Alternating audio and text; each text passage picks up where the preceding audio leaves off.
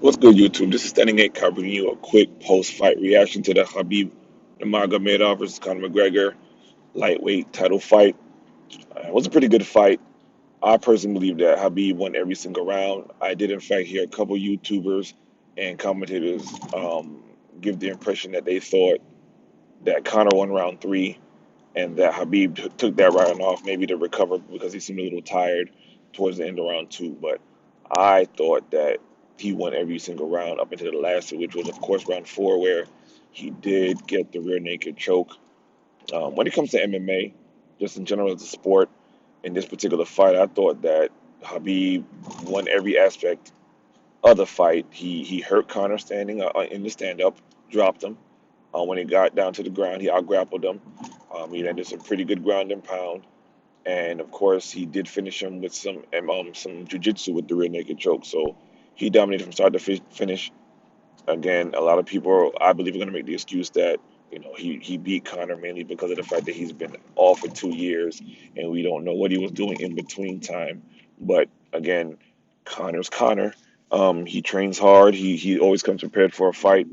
I recall a time when he did blow out his knee against Max Holloway. I think he was out for about a year. He came back as if he never left. Again, some people might say the money changed him. I don't know.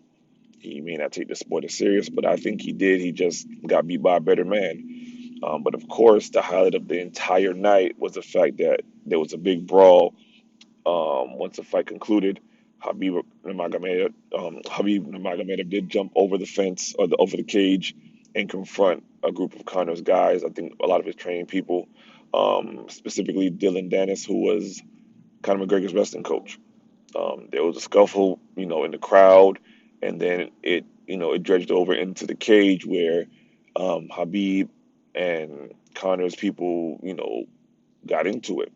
It was a little upsetting the fact that for whatever reason during the telecast they picked the camera that was furthest from the cage to capture what was going on in the ring during the brawl.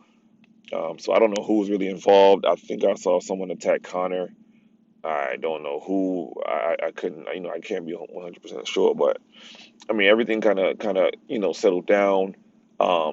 Eventually, police escorted Connor out of the cage to the to backstage, and Habib, he remained in the cage, being calmed down by his training partners, Daniel Cormier and Luke Rockhold. At one point, Habib was asking, for his belt. He wanted to be strapped up.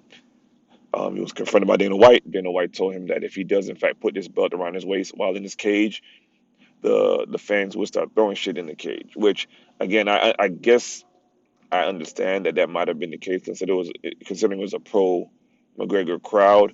But at the end of the day, it's tradition to put the belt around the champion's waist, whether it's him or, in the case of Stipe Miocic, he made his coach put it around his waist. But the police did escort Habib backstage. Initially, everything seemed cool and fine, but right when you got towards the entry doors of the backstage area, someone threw, I guess, beer at him. So it is what it is. Again, the fight was really good. Habib dominated in all aspects of the fight. I don't know where Conor goes from here. I don't know after the spectacle he put on in the build up to the fight. Of course, the ring entrance. The introductions. He just kind of steals the show.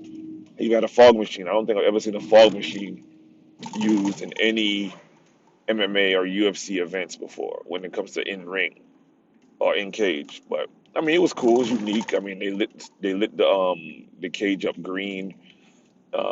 It was a good show. The entire card was pretty good. Um, but we'll see what happens again. I don't know where Conor goes from here. I don't know if he's going to continue fighting. I don't know if he's going to have another boxing match. Maybe knowing how things go with him, he can call out Triple G considering he just got off a loss and probably make a good amount fighting him. When it comes to Habib, the most logical fight would be him versus Tony Ferguson. Again, I think they've tried to make that fight 3 or 4 times. Each time it's falling through due to some issue with either fighter. I've heard Dana White say that he's never going to try to make this fight again. But as we all know, when it comes to Dana White and his word, you can't take him at it. He changes his mind consistently or constantly. But, that's the only logical fight I see right now. I think Tony Ferguson was ranked number 2 behind Conor. And with Khabib being the reigning champion, that's the only logical fight that can happen. Or they may wait and see what happens between Dustin Poirier and Nate Diaz if they do in fact fight at 155 and not for this 165 title that's being rumored to come into fruition. But we'll see about that. But again, I picked Khabib to win. I'll be honest, I thought if I was going to place a bet, it might be on McGregor, even though, again, I wanted Khabib to win. But let me know what you guys think in the comments below. Please like, favorite, and subscribe to my channel. I'll probably try to do more videos because I've been away for a while, but I'll be more consistent in the future. So this is Standing 8 Count, signing out.